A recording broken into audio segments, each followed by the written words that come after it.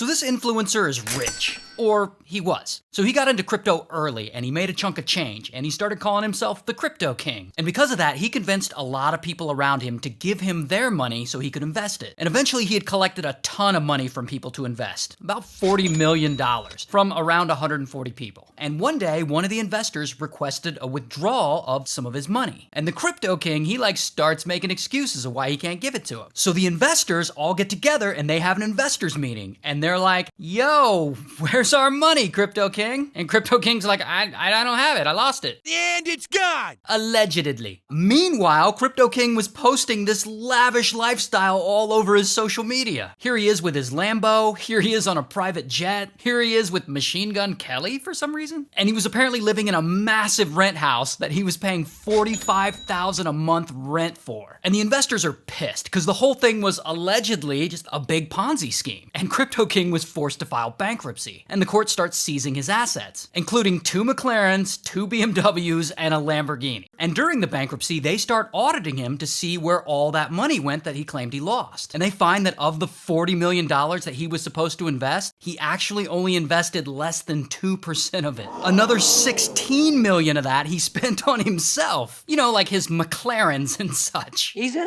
asshole. But the rest of the $40 million? They have no idea where it went. It's like the fucking real One Piece out there. Oh, but the story gets worse. One night, Crypto King is in downtown Toronto. This all happened in Toronto, by the way, so shout out to Toronto. So he's out in Toronto, and he gets lured into a car by some guys he knows. And they suddenly won't let him out of the car, and they start pointing punes at him because they were gonna kidnap him. So they take him and they start demanding $3 million ransom. They hold him for 72 hours. They force him to call a bunch of people and ask for the money. And they also forced him to make this video. Everything that happened is my fault. I'm not going to put the blame on anybody else. I feel humiliated. I feel disgusted in my actions. I feel disgusted in what I did. All these guys that are owed the money, I'm going to do what I can do to make it right. And if Crypto King looks a little beat up there, it's because he was. Eventually they let him go, but they told him he still needs to get them the $3 million and that if he told police, there would be consequences. And of course, Crypto King just goes straight to the police because, you know, that's the smart thing to do. And the 5 kidnappers were all caught, arrested, and charged. And surprise of the fucking year, one of the kidnappers was an investor whose money Crypto King had lost. But the craziest part, the absolute craziest part, so far, as of the date of me filming this video, Crypto King still hasn't been charged for his role in the alleged Ponzi scheme. Like, he's being sued by some investors, sure, but he hasn't been criminally charged. Holy shit!